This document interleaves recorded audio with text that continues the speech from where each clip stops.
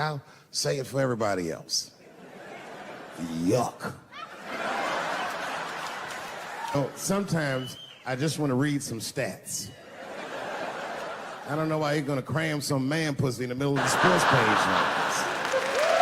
I just didn't think that was the place for it. But I wasn't saying anything like Caitlyn Jenner's a bad person. I'm not mad at her for doing it. I'm not even mad at Sports Illustrated. If I'm mad at somebody, I'm probably just mad at myself. You understand? Because deep down, I know that I am not strong enough to not look at those pictures.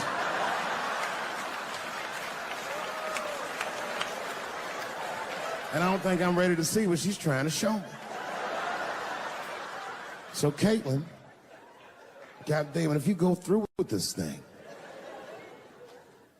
bitch, you better go hard or go home. I want you to go all the way. Hustler style. Do you know what hustler style means, miss? That means spread the lips.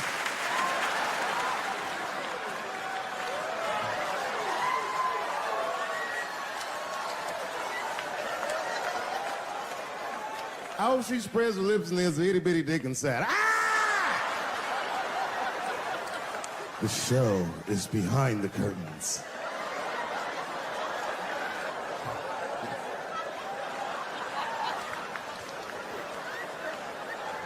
I don't know what I said that upset that person. But I'm gonna tell you something. When I read that letter, and the moments after I read it, I did something that many black men in America do not have the time or the money to do. I thought about how I felt.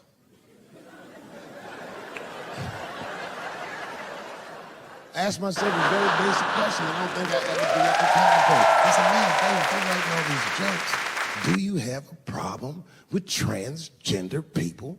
And the answer is absolutely not. The fuck do you guys think I am? I don't understand all the choices that people make. But I do understand that life is hard and that those types of choices do not disqualify you from a life with dignity and happiness and safety in it.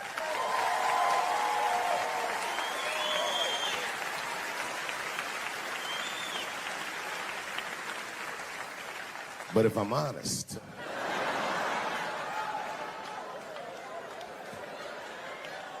my problem has never been with transgender people. My problem is transgender people. I just feel like these things should not be discussed in front of the blacks. It's fucking insulting, all this talk about how these people feel inside. Since when is America giving a fuck how any of us feel inside?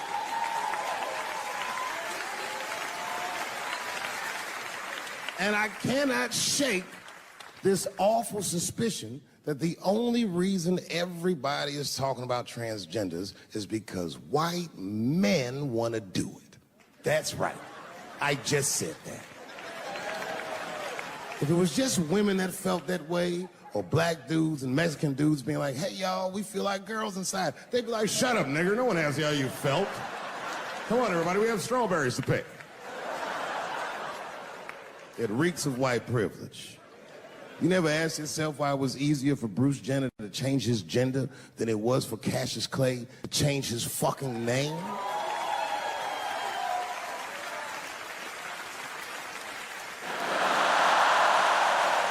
And if I were to be brutally honest, the only reason I ever been mad at the transgender community is because I was at these niggas for 6 songs straight.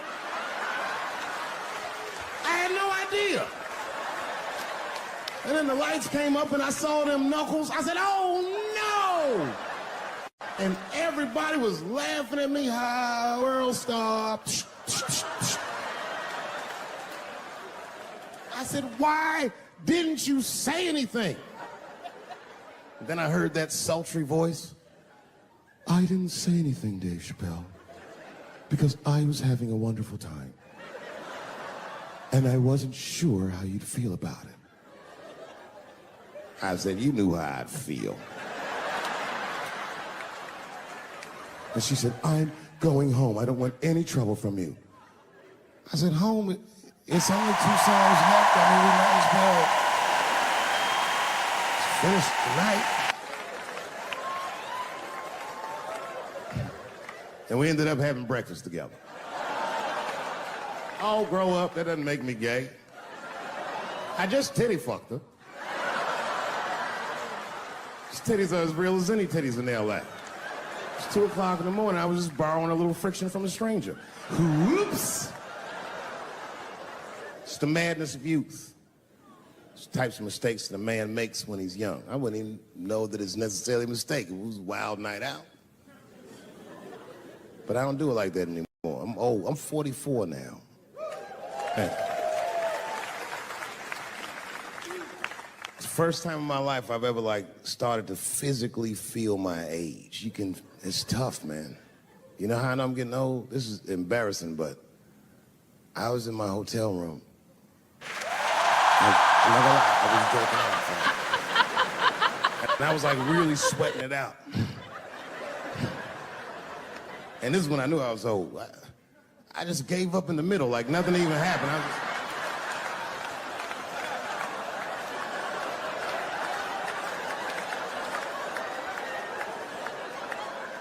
I don't like looking at my dick anymore. My dick looks distinguished. It's old, an old-looking dick. It's got salt and pepper hair all around it. My dick looks like Morgan Freeman in the 90s. Without the dots.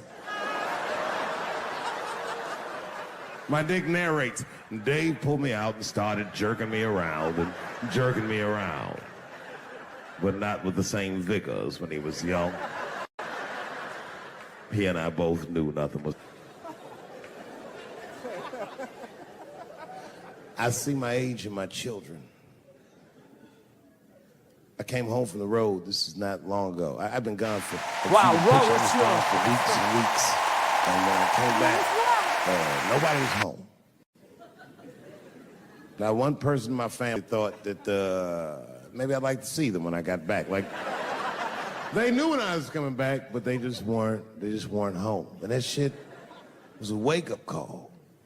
You know, when my kids were little, and the tour bus would pull up to the house, these motherfuckers would spill out. Dad is home, hooray!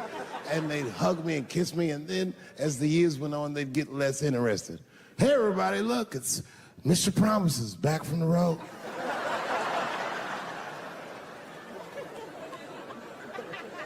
But empty house, that's some cold shit.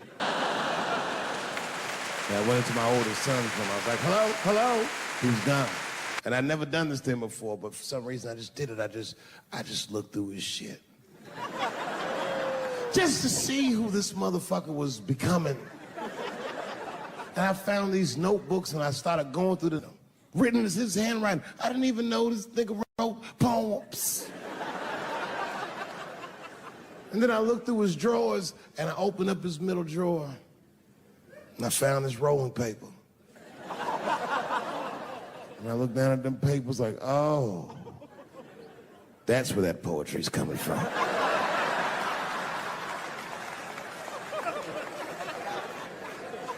And that shit broke my heart. I mean, I smoked weed, but I mourned my son's innocence. And I cried a little bit. And I took his papers upstairs to my room. Rolled some weed that I'd hid from the family. And I got really high.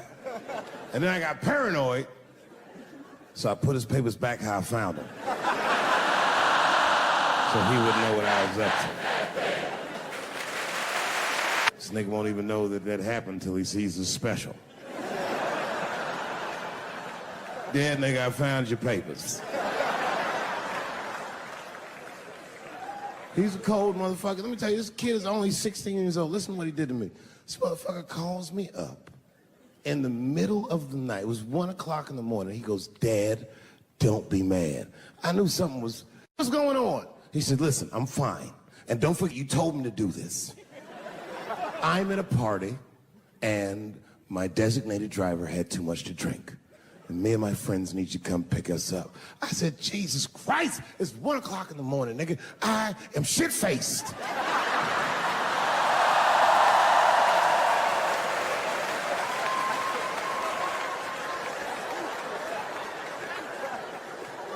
But I figured, fuck it, it's better me than some kid. I might as well roll the dice and go pick my nigga up. I said, all right, I'm coming to get you. Just give me the address and I'll be right there. And then he gave me the address and I was shocked. I said, son, you are not gonna believe it, nigga.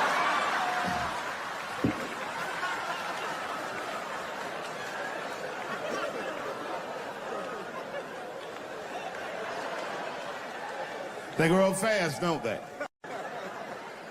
Can I ask you a weird question? I want to make you feel uncomfortable. You don't have to answer it, and if it doesn't go well, we'll just edit it out anyway. Is it weird to be the only white people in a row?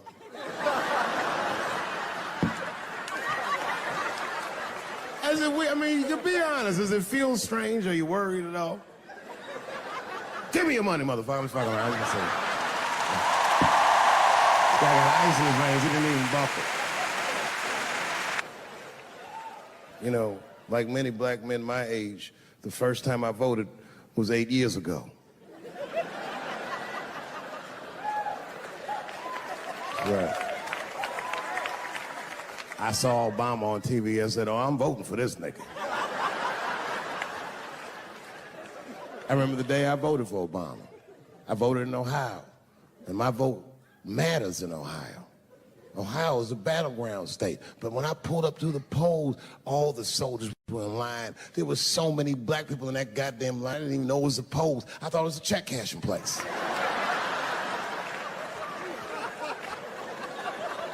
We were hugging each other, and old people were singing hymns and spirituals. Jay Verdict times 10 or some shit. I've never seen black people that happy. 8 years later, I'm pulling up to the polls again. This time, I'm driving a brand new Porsche because the Obama years were very good to me.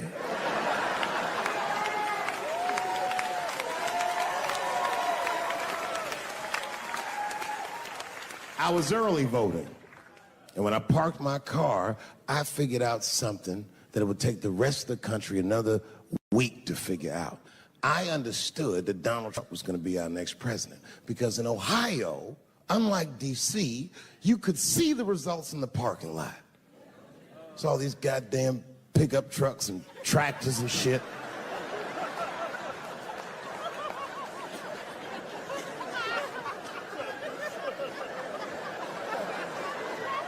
And then I walked up and I saw this is incredible. Best show ever. Dusty white people.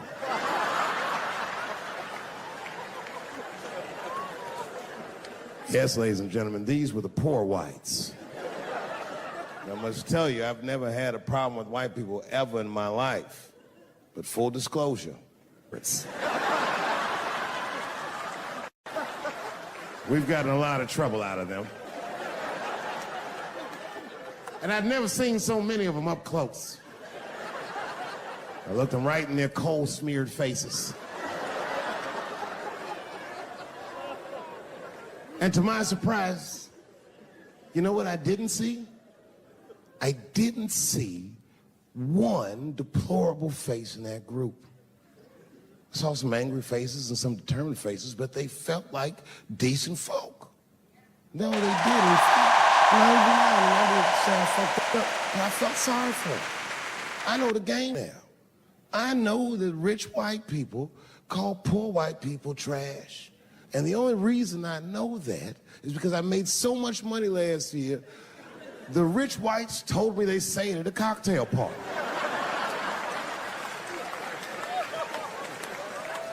And I'm not with that shit. And I stood with them in line like all of us Americans are required to do in a democracy. Nobody skips